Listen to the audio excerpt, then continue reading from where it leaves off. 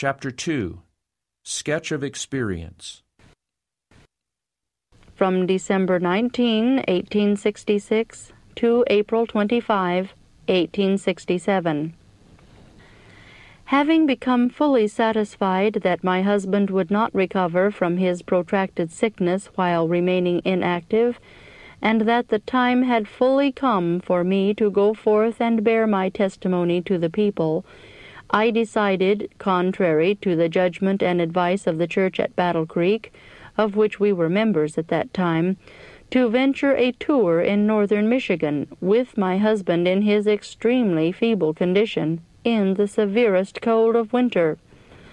It required no small degree of moral courage and faith in God to bring my mind to the decision to risk so much, especially as I stood alone, with the influence of the church, including those at the head of the work at Battle Creek, against me.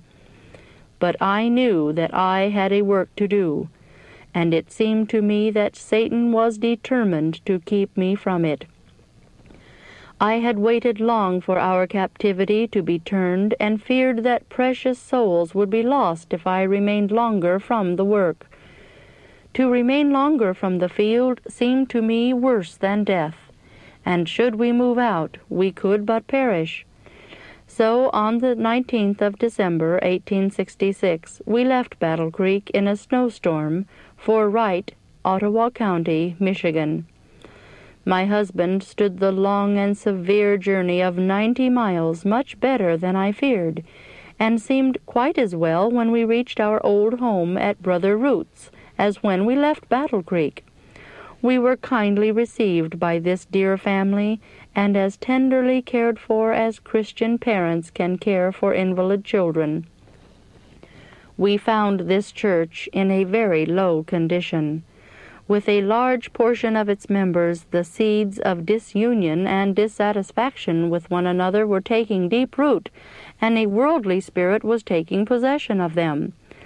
And notwithstanding their low state, they had enjoyed the labors of our preachers so seldom that they were hungry for spiritual food. Here commenced our first effective labors since the sickness of my husband. Here he commenced to labor as in former years, though in much weakness. He would speak 30 or 40 minutes in the forenoon of both Sabbath and first day, and I would fill up the rest of the time, and then speak about an hour and a half in the afternoon of each day. We were listened to with the greatest attention. I saw that my husband was growing stronger, clearer, and more connected in his subjects.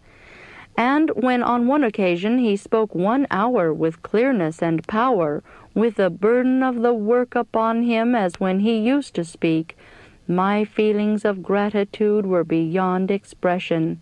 I arose in the congregation, and for nearly half an hour tried with weeping to give utterance to them.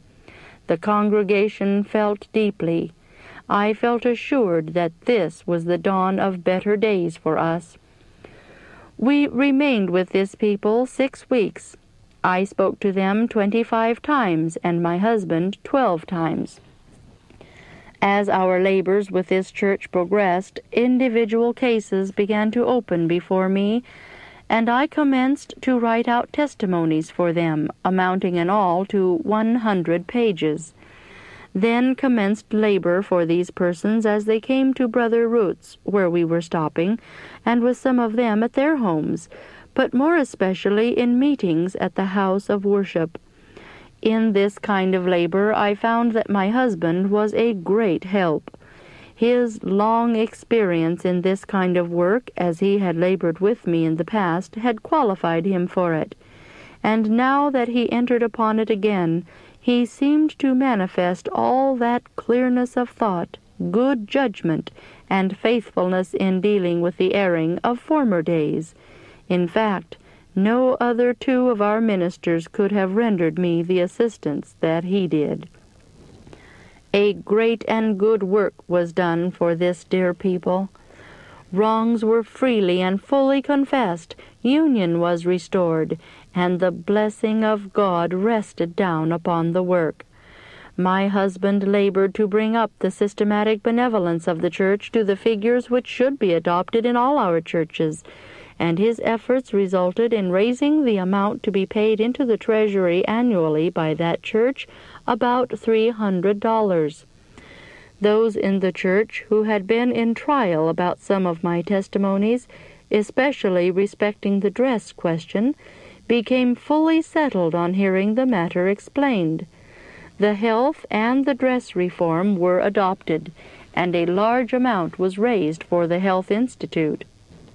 Here I think it my duty to state that as this work was in progress, unfortunately a wealthy brother from the state of New York visited Wright after calling at Battle Creek, and there learning that we had started out contrary to the opinion and advice of the church and those standing at the head of the work at Battle Creek, he chose to represent my husband, even before those for whom we had the greatest labor, as being partially insane, and his testimony consequently as of no weight. His influence in this matter, as stated to me by Brother Root, the elder of the church, set the work back at least 2 weeks.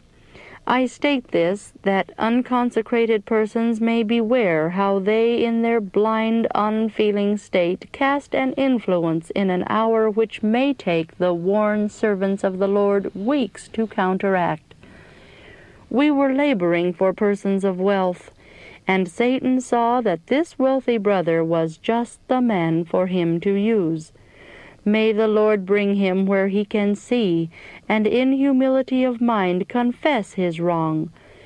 By 2 weeks more of the most wearing labor, with the blessing of God, we were able to remove this wrong influence and give that dear people full proof that God had sent us to them.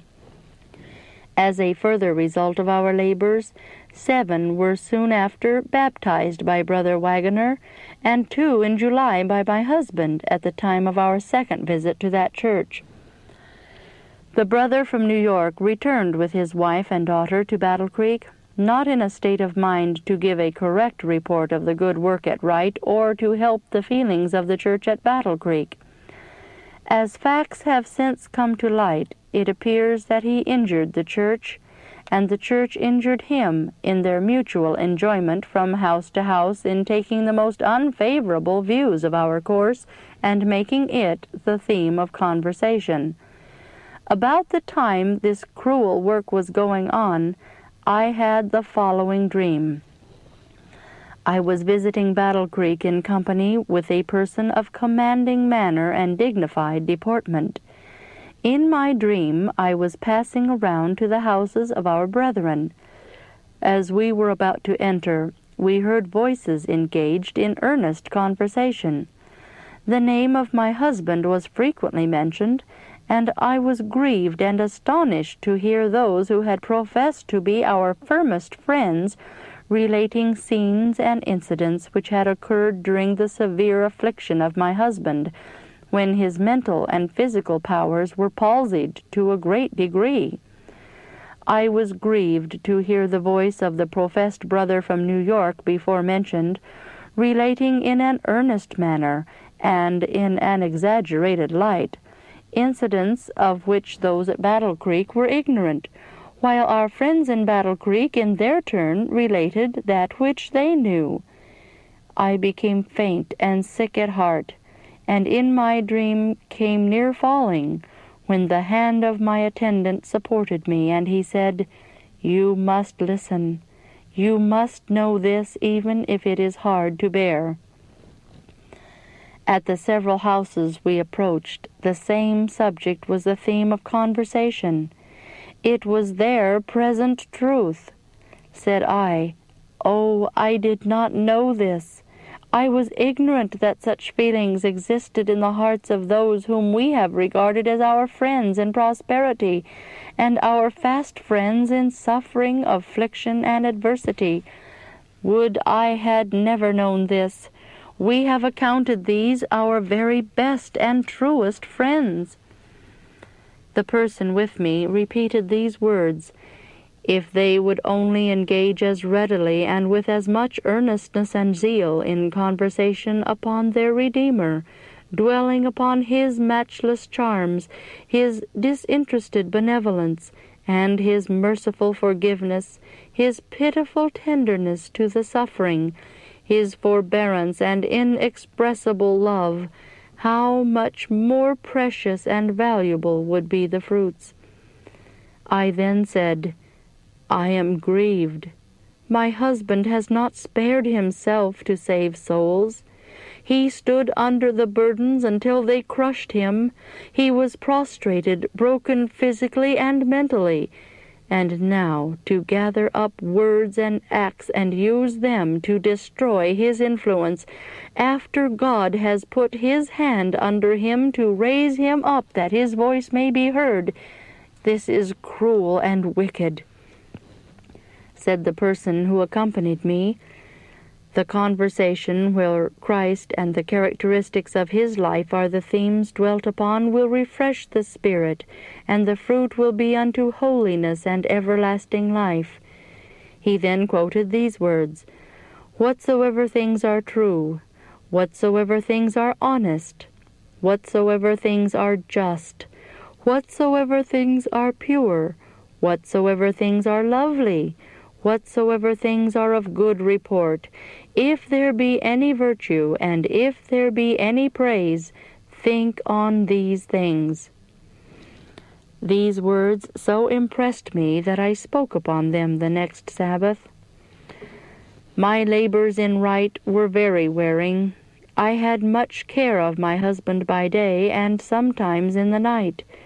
I gave him baths, and took him out to ride, and twice a day, cold, stormy, or pleasant, walked out with him.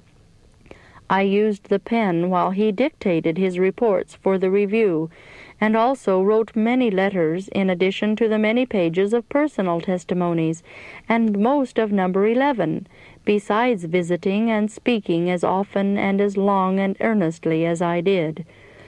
Brother and Sister Root fully sympathized with me in my trials and labors, and watched with the tenderest care to supply all our wants. Our prayers were frequent that the Lord would bless them in basket and in store, in health as well as in grace and spiritual strength, and I felt that a special blessing would follow them. Though sickness has since come into their dwelling, yet I learn by Brother Root that they now enjoy better health than before, and among the items of temporal prosperity, he reports that his wheat fields have produced 27 bushels to the acre, and some 40, while the average yield of his neighbors' fields has been only 7 bushels per acre. January 29, 1867, we left Wright and rode to Greenville, Montcalm County, a distance of 40 miles. It was the most severely cold day of the winter, and we were glad to find a shelter from the cold and storm at Brother Maynard's. This dear family welcomed us to their hearts and to their home. We remained in this vicinity 6 weeks, laboring with the churches at Greenville and Orleans, and making Brother Maynard's hospitable home our headquarters. The Lord gave me freedom in speaking to the people. In every effort made, I realized His sustaining power. And as I became fully convinced that I had a testimony for the people, which I could bear to them in connection with the labors of my husband, my faith was strengthened that he would yet be raised to health, to labor with acceptance in the cause and work of God. His labors were received by the people, and he was a great help to me in the work. Without him, I could accomplish but little. But with his help, in the strength of God, I could do the work assigned me. The Lord sustained him in every effort which he put forth. As he ventured, trusting in God regardless of his feebleness, he gained in strength and improved with every effort. As I realized that my husband was regaining physical and mental vigor, My gratitude was unbounded in view of the prospect that I should again be unfettered to engage anew and more earnestly in the work of God, standing by the side of my husband, we laboring unitedly in the closing work for God's people. Previous to his being stricken down, the position he occupied in the office confined him there the greater part of the time, and as I could not travel without him, I was necessarily kept at home much of the time. I felt that God would now prosper him while he labored in word and doctrine, and devoted himself more especially to the work of preaching. Others could do the labor in the office, and we were settled in our convictions that he would never again be confined, but be free to travel with me, that we both might bear the solemn testimony which God had given us for his remnant people. I sensibly felt the low state of God's people, and every day I was aware that I had gone to my extent of my strength. While in Wright, we had sent my manuscript for number 11 to the office of publication, and I was improving almost every moment when out of meeting in writing out matter for number 12. My energies, both physical and mental, had been severely taxed while laboring for the church in Wright. I felt that I should have rest, but could see no opportunity for relief. I was speaking to the people several times a week and writing many pages of personal testimonies. The burden of souls was upon me, and the responsibilities I felt were so great that I could obtain but a few hours of sleep each night. While thus laboring in speaking and writing, I received letters of a discouraging character from Battle Creek. As I read them, I felt an inexpressible depression of spirits, amounting to agony of mind, which seemed for a short period to palsy my vital energies. For 3 nights I scarcely slept at all. My thoughts were troubled and perplexed. I concealed my feelings as well as I could from my husband and the sympathizing family with whom we were. None knew my labor or burden of mind as I united with the family in morning and evening devotion, and sought to lay my burden upon the great burden-bearer. But my petitions came from a heart wrung with anguish, and my prayers were broken and disconnected because of uncontrollable grief. The blood rushed to my brain, frequently causing me to reel and nearly fall. I had the nosebleed often, especially after making an effort to write. I was compelled to lay aside my writing, but could not throw off the burden of anxiety and responsibility upon me, as I realized that I had testimonies for others which I was unable to present to them. I received still another letter, informing me that it was thought best to defer the publication of number 11 until I could write out that which I had been shown in regard to the Health Institute, as those in charge of that enterprise stood in great want of means and needed the influence of my testimony to move the brethren. I then wrote out a portion of that which was shown me in regard to the Institute, but could not get out the entire subject because of pressure of blood to the brain. Had I thought that number 12 would be so long delayed, I should not in any case have sent that portion of the matter contained in number 11. I supposed that after resting a few days I could again resume my writing. But to my great grief I found that the condition of my brain made it impossible for me to write. The idea of writing testimonies, either general or personal, was given up, and I was in continual distress because I could not write them. In this state of things, it was decided that we would return to Battle Creek, and there remain while the roads were in a muddy, broken-up condition, and that I would there complete number 12. My husband was very anxious to see his brethren at Battle Creek and speak to them and rejoice with them in the work which God was doing for him. I gathered up my writings, and we started on our journey. On the way, we held 2 meetings in Orange, and had evidence that the church was profited and encouraged. We were ourselves refreshed by the Spirit of the Lord. That night I dreamed that I was in Battle Creek, looking out from the side glass at the door, and saw a company marching up to the house, 2 and 2. They looked stern and determined. I knew them well, and turned to open the parlor door to receive them, but thought I would look again. The scene was changed. The company now presented the appearance of a Catholic procession. One bore in his hand a cross, another a reed. And as they approached, the one carrying a reed made a circle around the house, saying 3 times, "This house is proscribed. The goods must be confiscated. They have spoken against our holy order." Terror seized me, and I ran through the house out of the north door, and found myself in the midst of a company, some of whom I knew, but I dared not speak a word to them for fear of being betrayed. I tried to seek a retired spot where I might weep and pray without meeting eager, inquisitive eyes wherever I turned. I frequently repeated, "If I could only understand this! If they will tell me what I have said or what I have done!" I wept and prayed much as I saw our goods confiscated.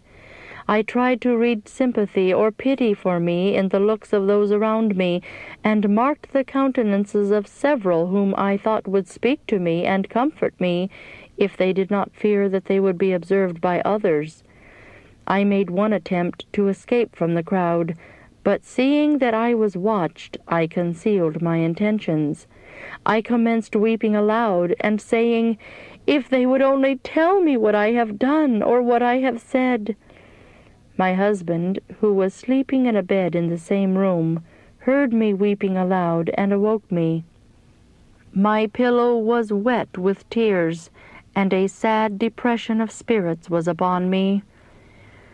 Brother and Sister Howe accompanied us to West Windsor, where we were received and welcomed by Brother and Sister Carmen. Sabbath and first day we met with the brethren and sisters from the churches in the vicinity, and had freedom in bearing our testimony to them. The refreshing Spirit of the Lord rested upon those who felt a special interest in the work of God. Our conference meetings were good, and nearly all bore testimony that they were strengthened and greatly encouraged. In a few days we found ourselves again at Battle Creek, after an absence of about 3 months.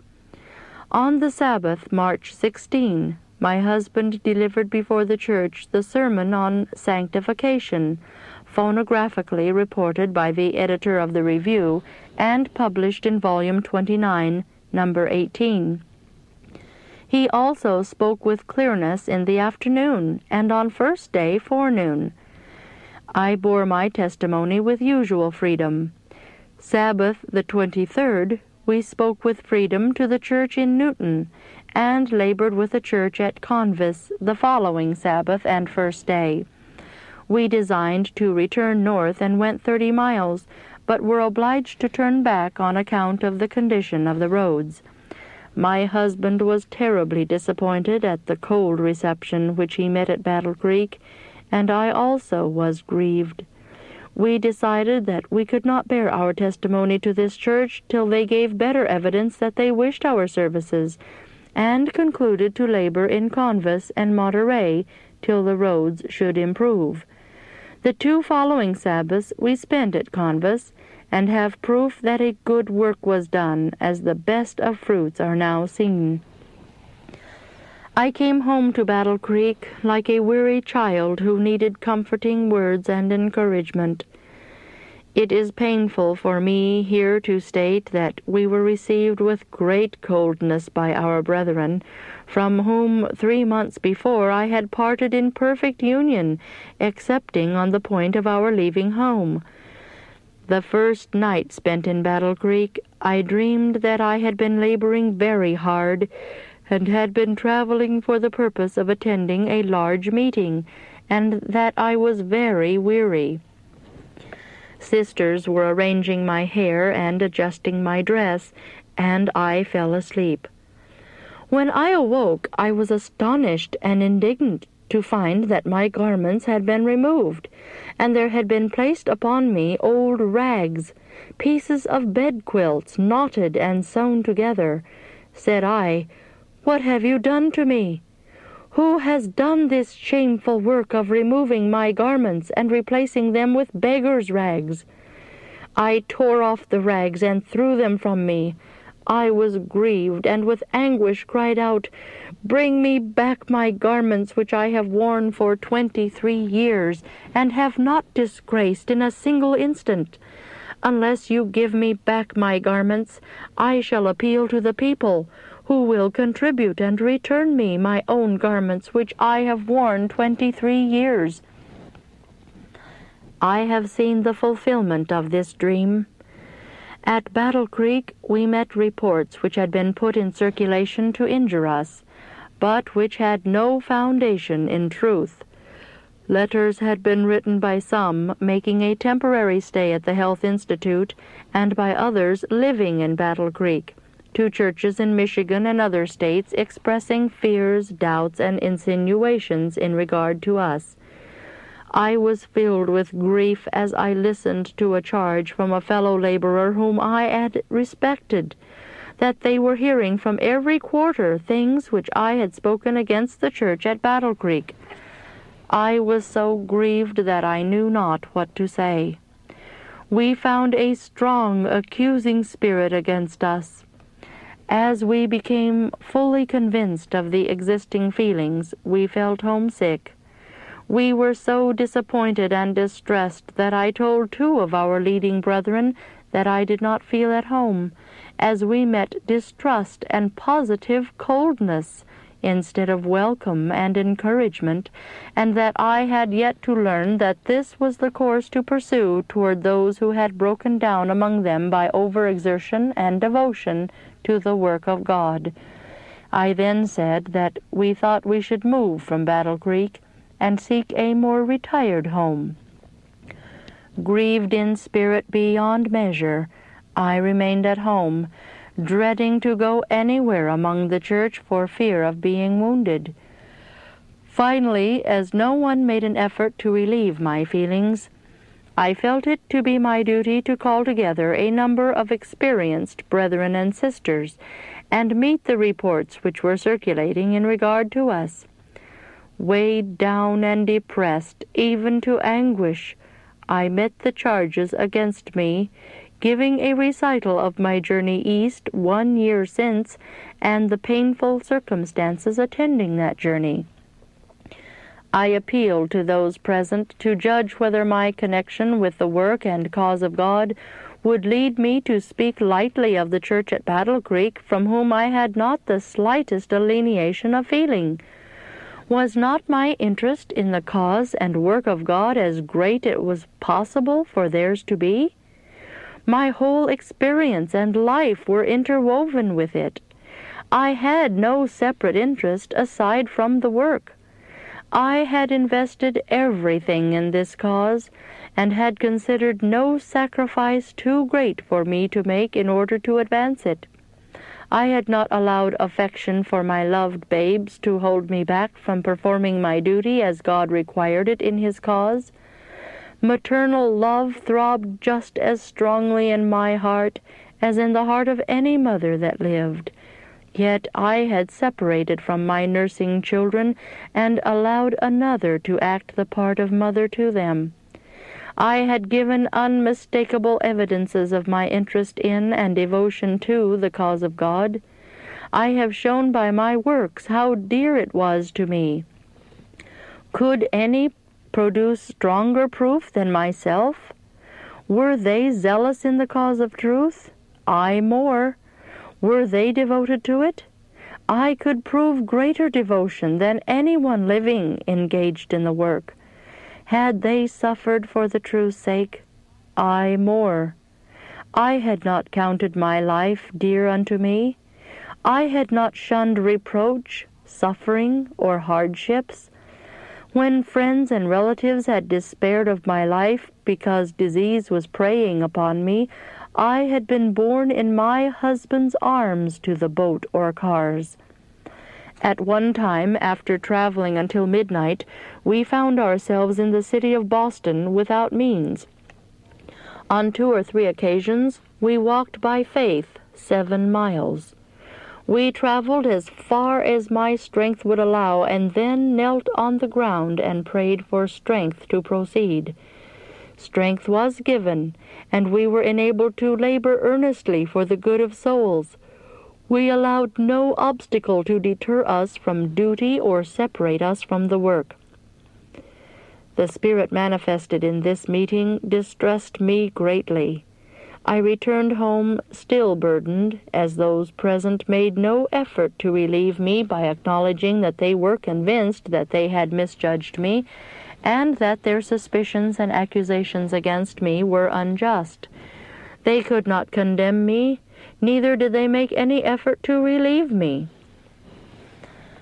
For 15 months my husband had been so feeble that he had not carried his watch or purse, or driven his own team when riding out.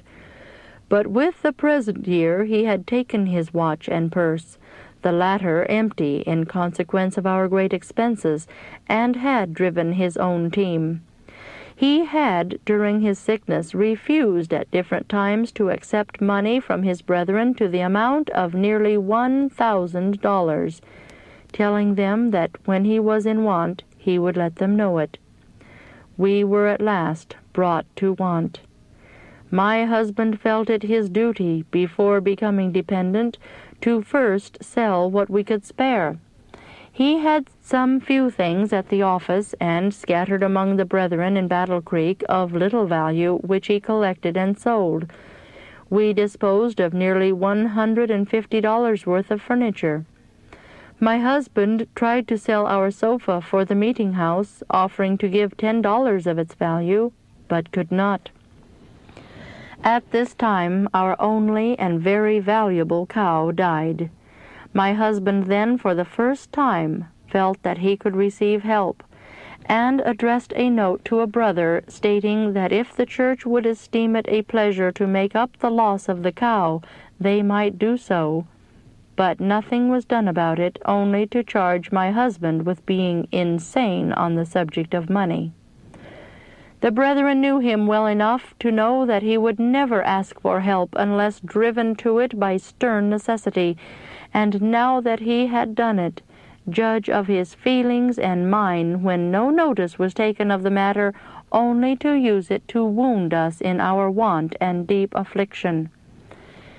At this meeting, my husband humbly confessed that he was wrong in several things of this nature, which he never should have done and never would have done but for fear of his brethren, and a desire to be just right and in union with the church. This led those who were injuring him to apparently despise him. We were humbled into the very dust and distressed beyond expression. In this state of things we started to fill an appointment at Monterey. On the journey I suffered the keenest anguish of spirit. I tried to explain to myself why it was that our brethren did not understand in regard to our work. I had felt quite sure that when we should meet them, they would know what spirit we were of, and that the Spirit of God in them would answer to the same in us, His humble servants, and there would be union of feeling and sentiment. Instead of this, we were distrusted and suspiciously watched, which was a cause of the greatest perplexity I ever experienced.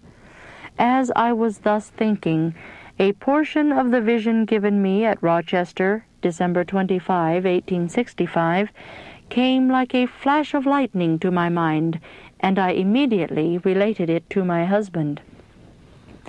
I was shown a cluster of trees standing near together, forming a circle.